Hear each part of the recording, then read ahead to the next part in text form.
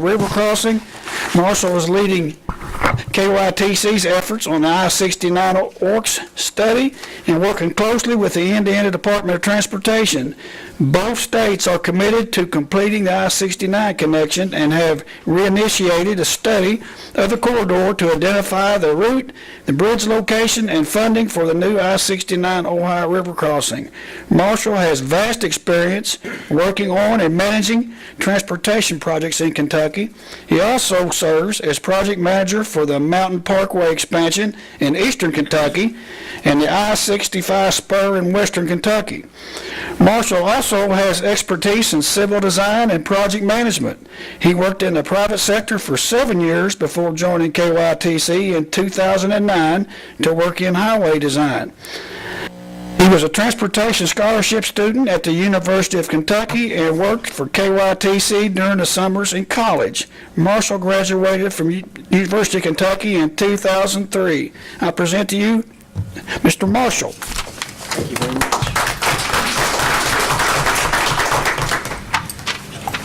Give me a second here and we'll figure out.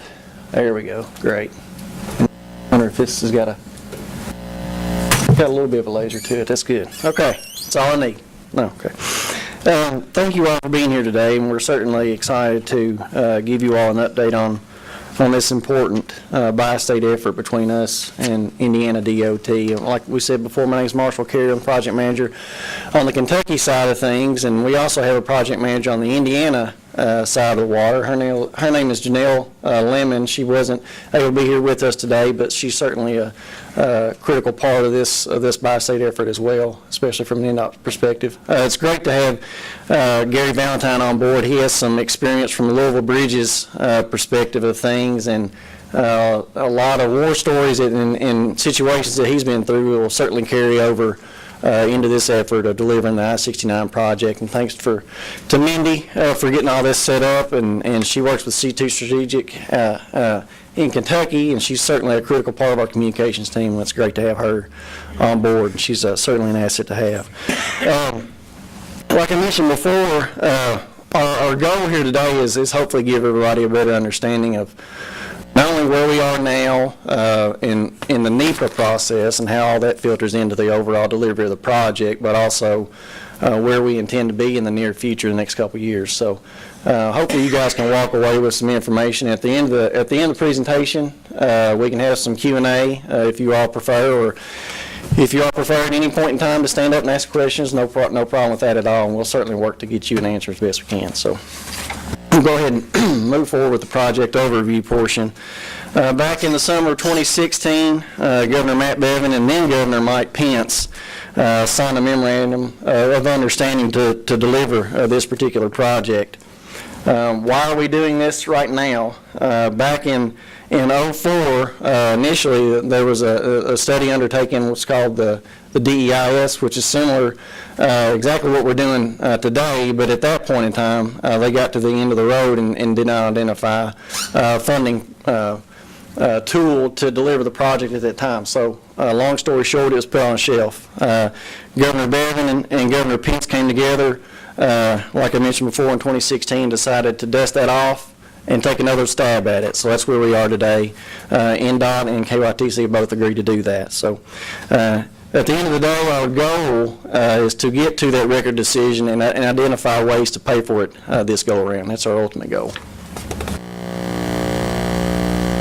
With any major project, there's a lot of federal oversight in this particular project, and it includes the NEPA process.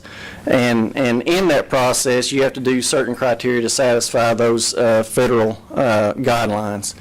One of which is delivering the environmental document for this particular project. You're talking about a ballpark of $1 billion job, so there's a lot of different areas and oversight from a federal standpoint that essentially has their hands in that discussion at all points, and it's always our best interest to keep everybody up to speed with where we are in that discussion.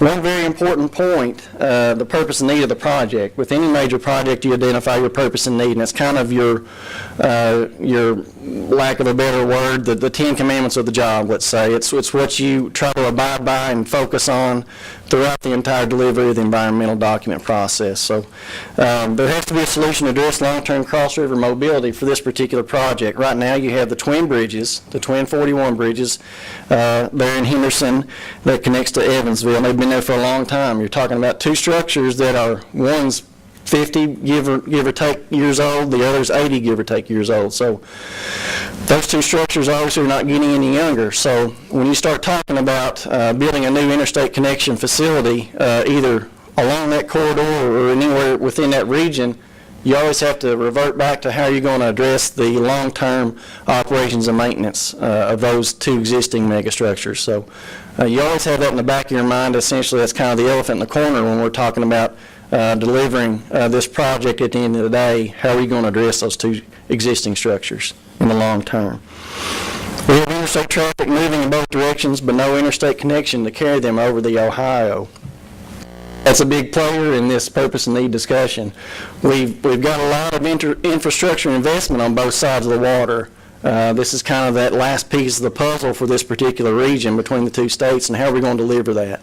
You know, there's a lot of thought and effort that's gone to get to this point. What are we going to do as a project team, and what are we going to do as a bi-state effort to deliver this remaining couple of miles of the project?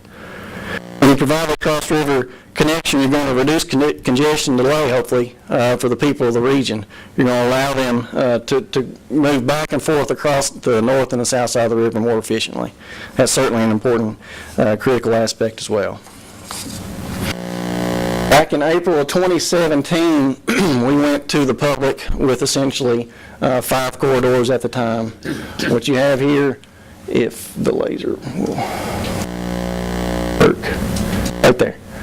West Corridor 1 and 2, you have central corridors 1 and 2 here, and you have a farthest east corridor here, which happens to cross the Green River and the Ohio.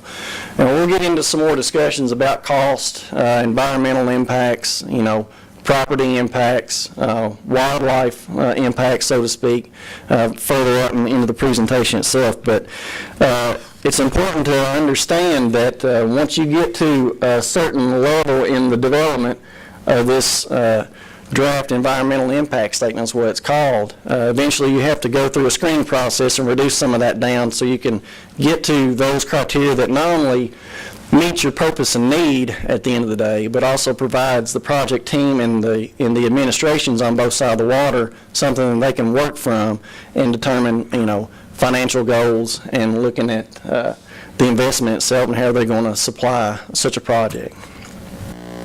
You've likely seen the corridors moving forward, West Corridor 1 and West Corridor 2, Central Corridor 1. I'm going to be sharing some more information on all these corridors and how we're essentially going through the screening process and whittled them down to only 3. We had those initial open houses back in April. We've identified the 5 corridors that I just showed you.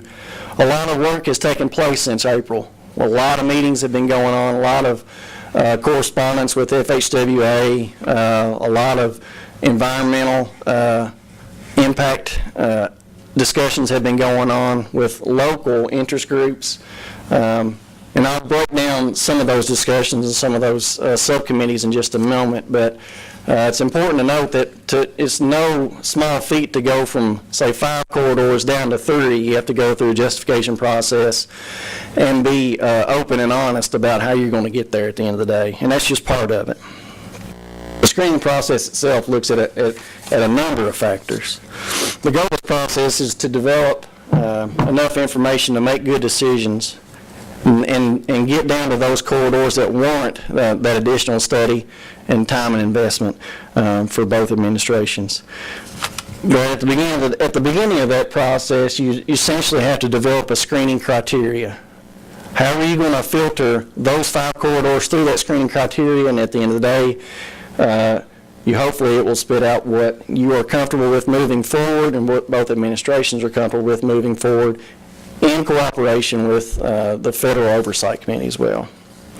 Collecting the data, You essentially go through an engineering conceptual review process to get there as well. What makes sense, what totally makes no sense whatsoever, what can address some of those existing, those 241 bridges that are out there right now. You know, you're talking about, you know, two structures that may, you know, in the past, say, 10 years have cost both states $50 million to maintain. So obviously when you're talking about you know, the fiscal future of both administrations, you have to take into account what it's going to cost to maintain those two structures, you know, for the next 30, 35 years or the end of their useful life. And you're also talking about two structures that, at least one of which has to be nearing the end of its useful life. So you're starting to get into even a bigger discussion, and you're starting to talk about replacement for the structure, which is tremendous cost, as we'll discuss in just a few moments. This is kind of what I touched upon when I talked about, you know, does it meet the purpose and need? What are the impacts to the homes and the businesses? Can we build it, and if so, how much might it cost? Now, the cost is something that becomes progressively defined throughout the NEPA process. We're not quite there yet. The only thing that we have right now are what I would call planning level numbers to go by and to go to the public with right now. We don't have detailed numbers right now simply because it's an extensive process to go through what's called a traffic analysis. On something this large scale, you evaluate the existing traffic conditions in the area, you throw in any one of those scenarios into that discussion, rerun those numbers, and it helps you understand, you know, possible bypass traffic, the amount of average daily traffic that may or may not use the old facility versus the new facility, that mentality. And out of all that discussion, at the end of the day, you use that to further your discussion of how you're going to finance the project. You know, there's nothing is off the table when it comes to financing this particular job, and tolling is certainly on the table as well. But having those traffic numbers in mind helps the project team and the administrations understand how to get there. At the end of the day, that screening process filtered down to 3 corridors, not counting the no-build. Obviously, in any major project like this, you have a no-build scenario. That's essentially your benchmark that you're comparing everything to.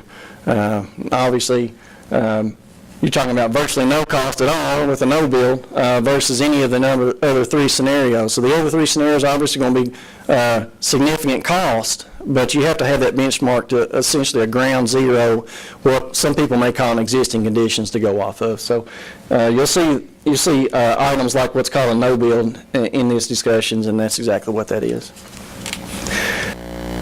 Through the screening process, we filtered it down to the west corridors 1 and 2, which obviously follows the 41 corridor, as you all may be very familiar with today, and also Central Corridor 1.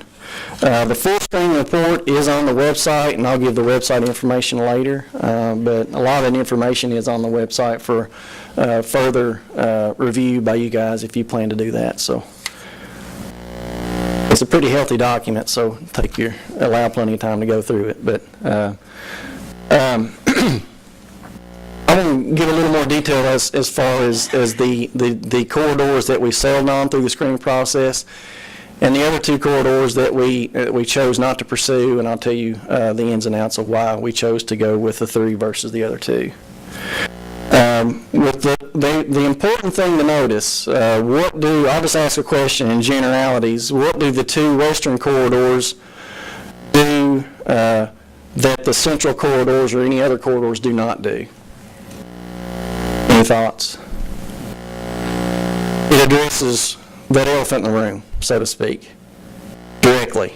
Now, that's not to say that those existing 41 bridges cannot still be addressed with say, a Central Corridor 1 that's not along existing 41 alignment. But what those 2 alignments, West 1 and West 2, do allow the project team and the administration to do is address those existing 41 bridges head on. Are you going to keep both bridges, or are you going to drop one bridge? Are you going to build a new bridge, you know, complete replacement?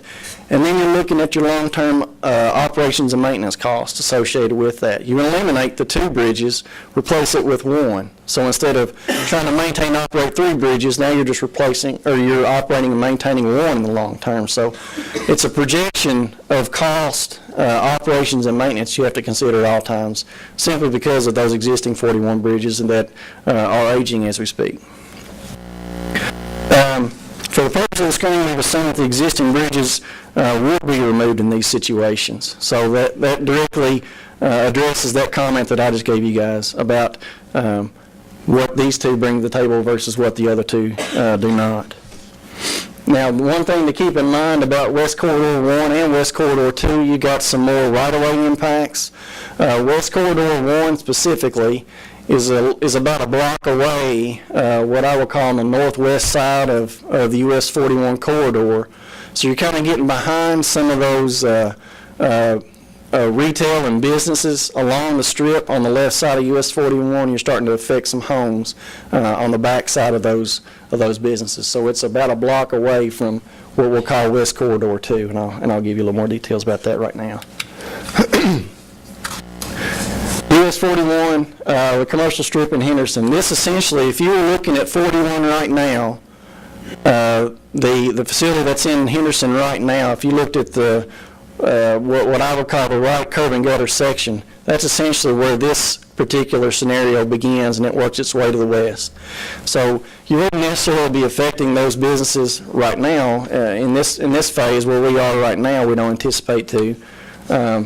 But essentially that effect moves from there over to the west, and you begin to affect the businesses on the west side and not necessarily those residences behind it.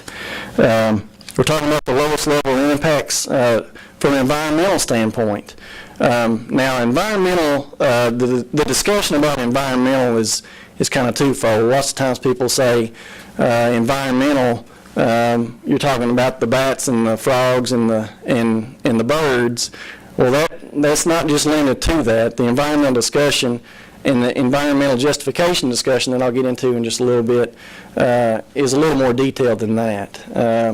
It's also when you talk about the impacts to the community and the areas along the corridor, how are you affecting the homes, how are you affecting the businesses, it's that mentality. So it's not just quote unquote what most people envision as an environmental discussion. But the biggest difference between West Corridor 1 and 2 is the greatest the impact of the homes itself. So that's something to keep in mind when you may go to the website and get a closer look at some of these corridors, and the next time you drive down through US 41, you'll get a better understanding of what exactly it is that we're talking about. With similar costs and similar impacts, the states feel both corridors warrant further study. So from a cost and impact standpoint, these are going to be carried forward along with the Central Corridor 1.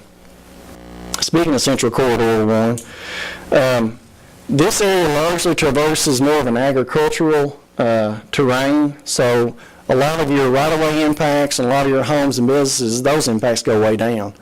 Now your cost does go up a little bit from a constructability standpoint. A lot of those right-of-way and business discussions that we had on the other 2 corridors, those costs have not been analyzed just yet, and you won't really know that until you get into a further level of discussion on any chosen corridor. But we do know for a fact that with the Central Corridor 1, a lot of that information and a lot of those impacts go way down. So I think it's obvious to a lot of people that are looking at the map right now. But this is one of the shortest corridors, so it's the lowest amount of new roadway. Again, we get back to this operations and maintenance discussion. You know, if you're adding miles and miles of new 4-lane or 6-lane facility to an area, our operations and maintenance have to be in that discussion as well. You know, what are your long-term costs of not only maintaining, say, a new crossing across Central Corridor, but also new roadway itself, where it ties back into the 41 corridor. You're adding a lot of new pavement, and all that has to be maintained in the future as well. This is Central Corridor 2. This did not make it through the screening process, and it's pretty much self-explanatory. It's the second highest new roadway. You're obviously introducing even more life cycle costs and operation costs.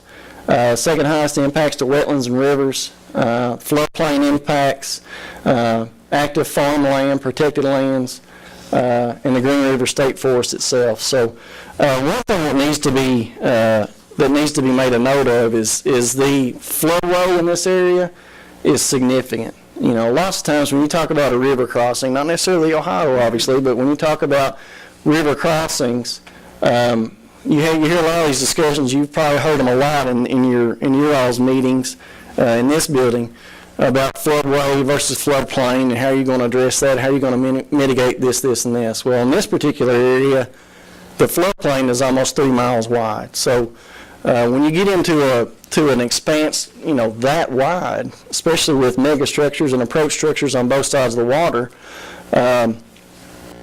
your structure cost goes way up. So you have to take that into consideration as well.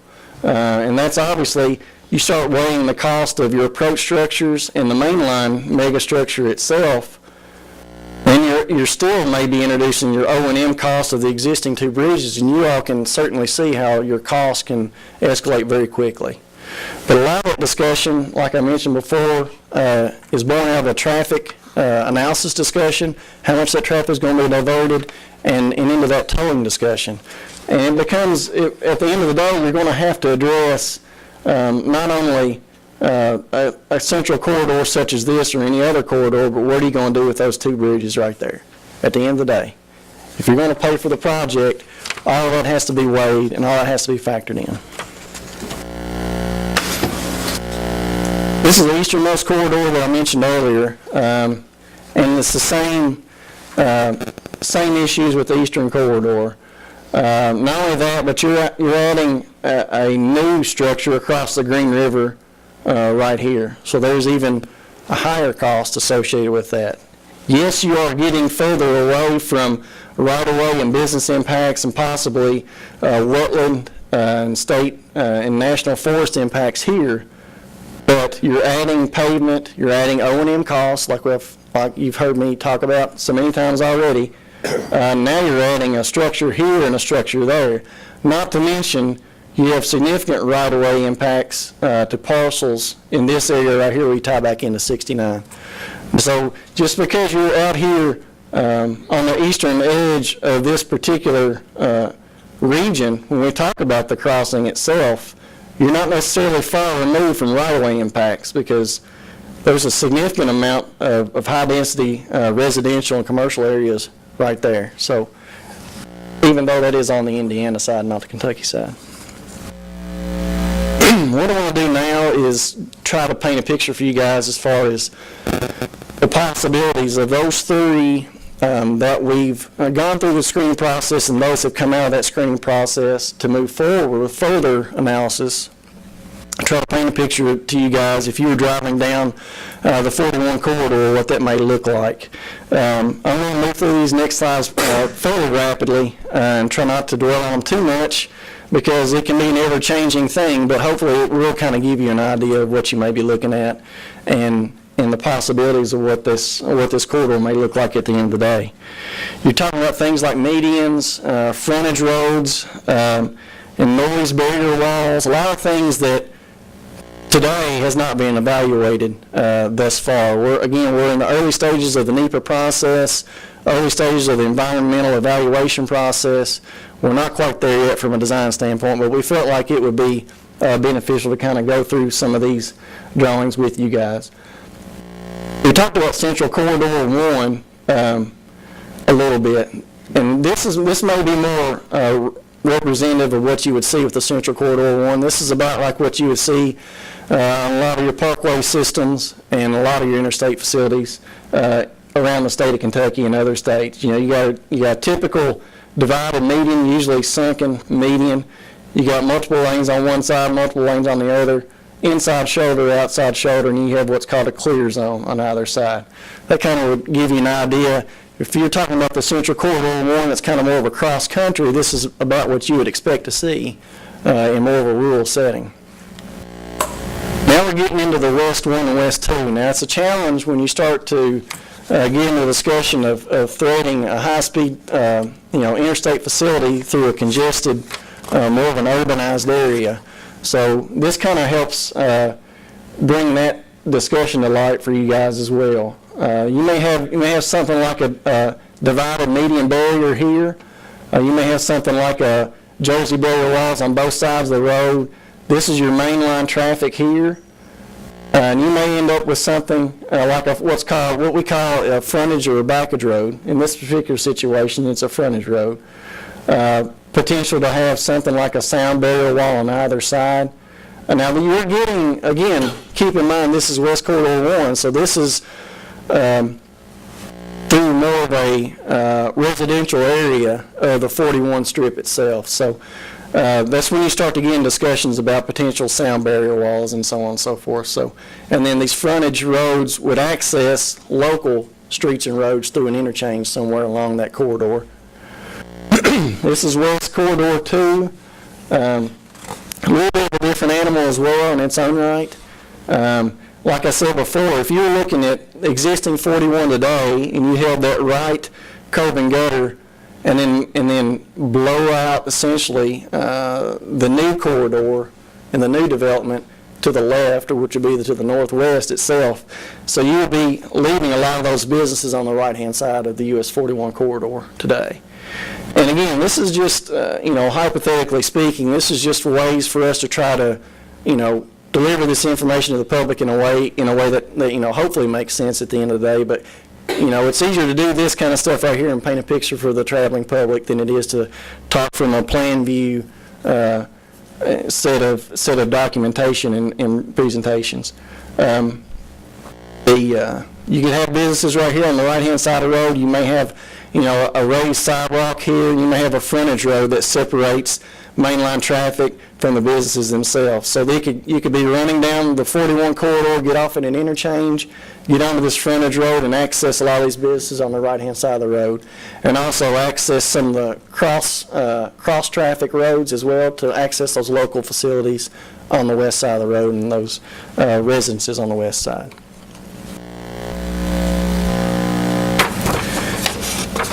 The question is really what's next? We've discussed where we are in the decision-making process, but not only that, but what's the next steps for the DEIS development itself? Again, at the end of the day, our goal is to deliver a project that not only makes sense, it reduces the impacts as best as we possibly can, but is a deliverable that at the end of the day, both administrations can hang their hat on and say, we can deliver this job, and the fiscal approach to it makes sense. Right now, we're looking at the detailed field surveys. Outside of those, what we call windshield surveys early on, that's just essentially what it's called. And, you have environmental people that drive around and just make a visual inspection of the area before we get too detailed into the screening process. You go through the screening process, and now you're starting to focus a little more wholeheartedly on those field surveys and impact assessments. What are the archaeological factors of any given corridor? Are there cemeteries involved? A lot of that detail is fleshed out in where we are today. We're doing a lot of that information right now and going through that process.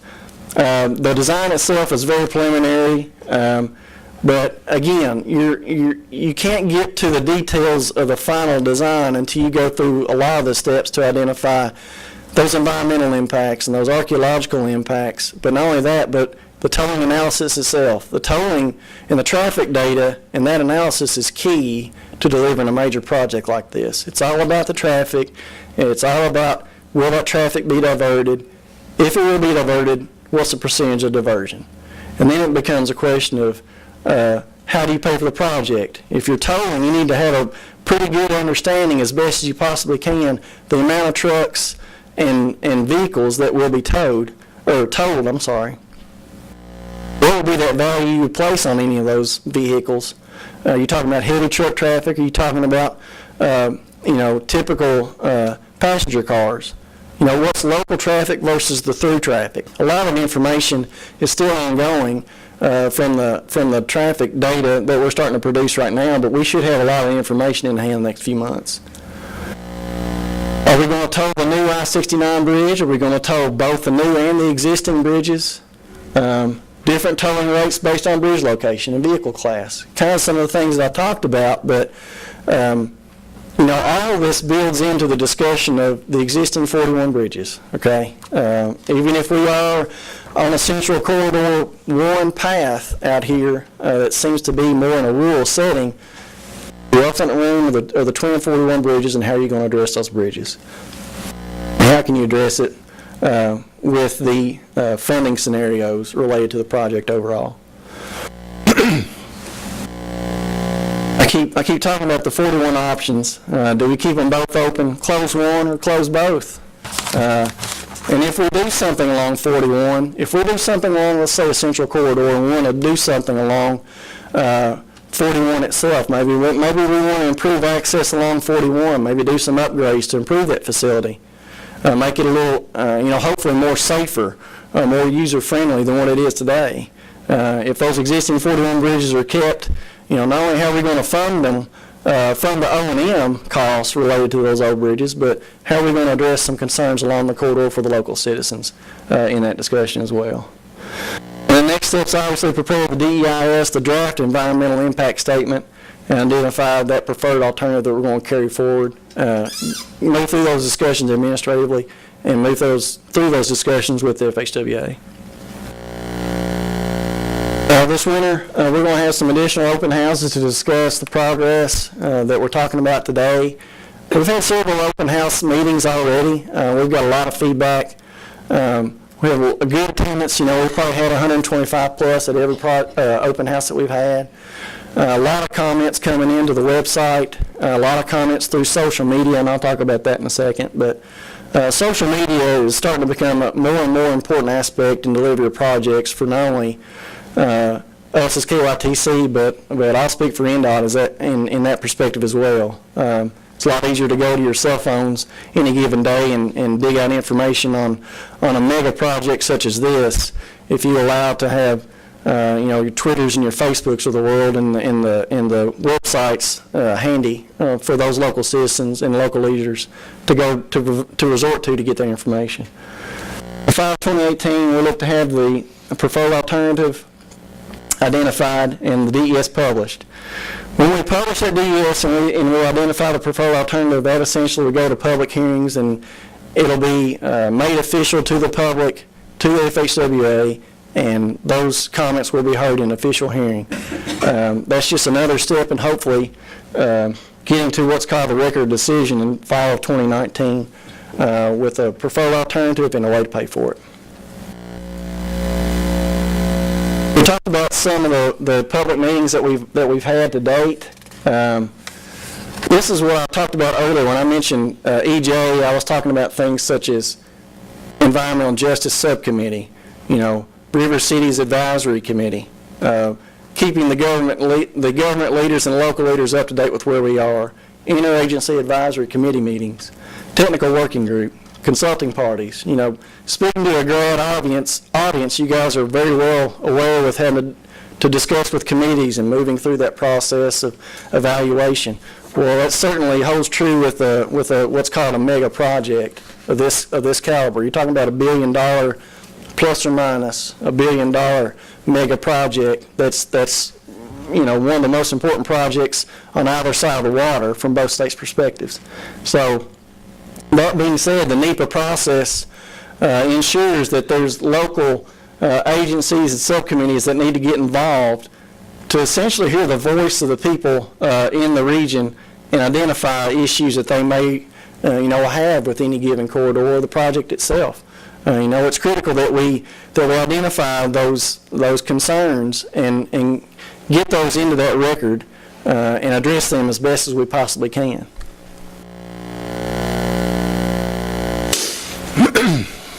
As I mentioned before, we had more than 125 or so people attending in Henderson, another 125 in Evansville. We've got comments that are coming in daily, and they range from everything from support of the project to non-support of the project to how are you going to affect my home? How are you going to affect traffic here? You know, are you going to build an interchange here?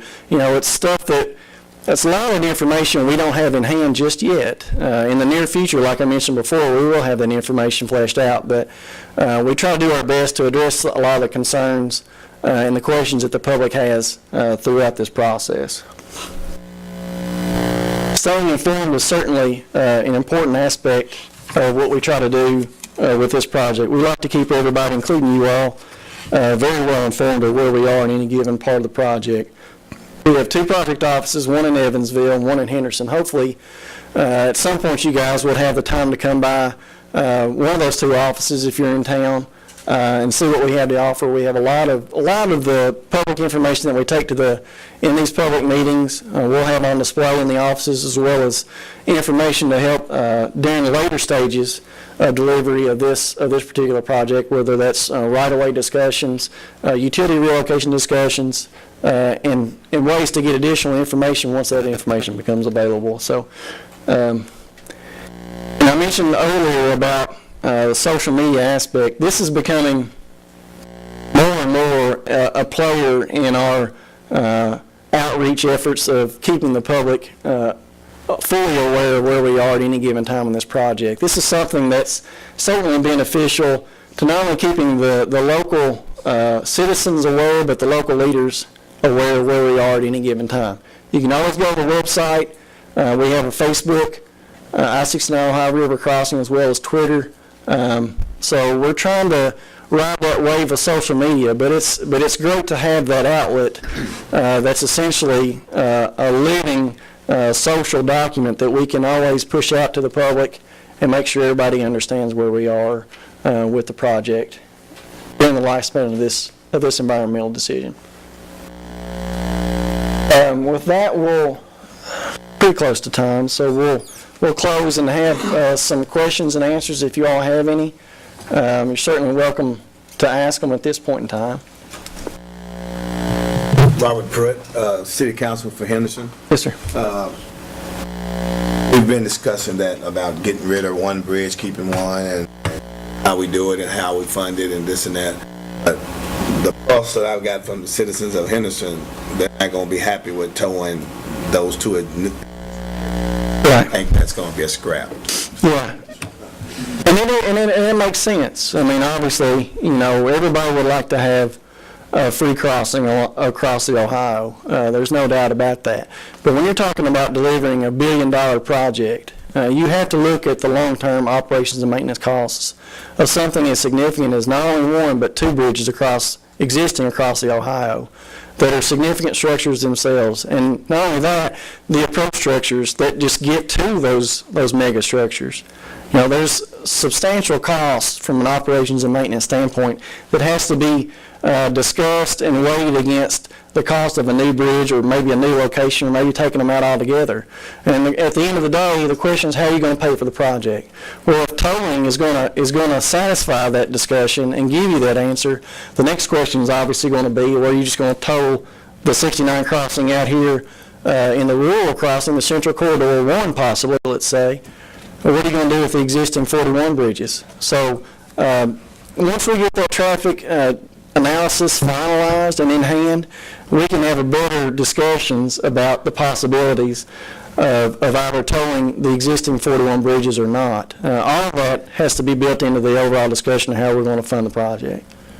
Yes, sir.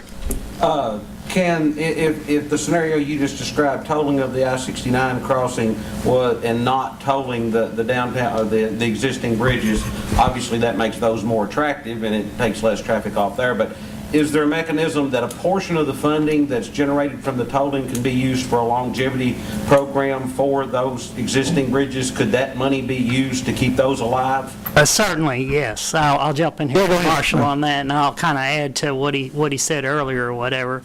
The issue we have and why US 41 is basically in play with any option that bypasses it, if, as you said, if you build I-69 out here, you bypass Henderson proper and you leave US 41. US 41 is very attractive as a free alternative, right? Well, we faced since 2007, actually, we say 2005, but since 2007, Kentucky and Indiana spent $50 million on those twin bridges to keep them active. That's not going to go away. And if that continues to be an attractive route versus I-69, is regardless of I-69, tolling's not going to pay for it all. So there's going to be gap funding. So in addition to the funding that needs to keep these bridges up and operational, and it would be more so if you just toll I-69 because that free option is available and not as many people will use I-69. So we have to figure out a way, how can we minimize costs? Just not add another structure there, but minimize the state's cost long term. Because just building this, tolling this, is going to leave our costs basically the same here to keep them up and operational until they need to be replaced, which would be expected during the debt service of paying off I-69. If you're talking a 35-year period to finance I-69, and there's going to be a gap in that financing, there's going to require some support above and beyond tolls. You have these expenses still, and you have this expenses you've added to your system. So we have to figure out what can be done. And I'm saying that's not a viable option, is to leave those free. It just is we have to look at the ramifications of that to the state coffers over a long period of time. So that's kind of the issue. But yes, getting back to your question, certainly if you were to make this a part of the overall project in providing long-term cross-river mobility, right? And you put maybe a modest toll on here, have a higher toll on I-69, you certainly could combine the dollars, and whatever dollars you have could maintain either bridge over a longer period of time. That, yes, certainly could do that. And that's... It could be maybe citizens of Henderson, we could have an I-Pass, it will pass, and people coming from out of state. I certainly understand that. Because it's going to be this uproar with the people. I want that to come through. That been planning on this for a long time, and putting a toll on it and all that. It's going to be certainly understand that. Look very well. Not an easy. There's not an easy solution. Otherwise, it would have been built already, right? That's right. So. Another thing too to keep in mind is that to date for whatever 130 miles of the new I-69 corridor south of Henderson, Kentucky's invested $200+ million. For about the same linear miles on the Indiana side, they've invested over $2 billion. So there's a lot of thought and investment on both sides of the water. Now the question is how do we bring the two together? And it's going to be a challenging discussion. There's no doubt about it. We're fully aware of that. Barry, I know that you worked on the Louisville project as well. And that also similar situation with the two states and everything else. What would you consider the lessons learned in the Louisville Bridge project? And there was a lot of controversy there either, So. Well, yes, there was controversy over time, and it's all about how do you pay for these things. And ultimately, it just it took a champion in both states, both previous Governor Daniels and previous Governor Beshear at that point in time, back in the 2009-2010 timeline, to commit that the only way we could pay for that is with tolls. So, and I think Governor Bevin and then Governor Pence have come together and basically said that here also, that tolls and support of the tolls minus the 41 crossing, we certainly understand that. So as far as lessons learned on that, as long as you have the support of leaders in both states, which this project does, I think that's the biggest thing you can have. It's trying to get local acceptance on what has to be done to be able to get the project completed. So lessons learned is really trying to educate the local community on tolling, on the existing bridges of those costs, and what may have to be done to get this project over the hump. Whether we can get there or not, I don't know, but that's really what we learned in Louisville. We have to figure out a way to get the local citizenry understanding the dilemma of financing, and there's always more needs than there are dollars. And I think Hopkins County judge here talked about he had a couple projects in not Hopkins County, sorry, Hancock County, that he would like to see. And again, there's more needs out there than there are dollars. So tolling can help somewhat, but may not get you over the hump. But getting the public to understand at the local level is very important on the front end of the job, and that's the biggest lesson learned on the Louisville bridges. And even Marshall too, when you analyze all the alternatives as far as which route to take, and you're going to look at all the traffic patterns and travel modeling and everything else, would you also consider the economic development corridors, what impact that would have potentially? I think to some degree, you try to do your best to analyze that. Again, we're early in the process, but after the infrastructure itself is built, there's a lot on the local leaders and the local people of the area to make that come to life. You can try to do your best in a lot of these projects to account for that and build that into the decision-making process. And I think with a high-speed facility like an I-69, you may entice the FedExes of the world or the UPSs of the world that like to locate within an earshot of an I-69, let's say. But at the end of the day, all we can do administratively and as the cabinet is deliver that infrastructure. At the end of the day, it's up to the citizens and the people of the area and the local leaders to bring that to life.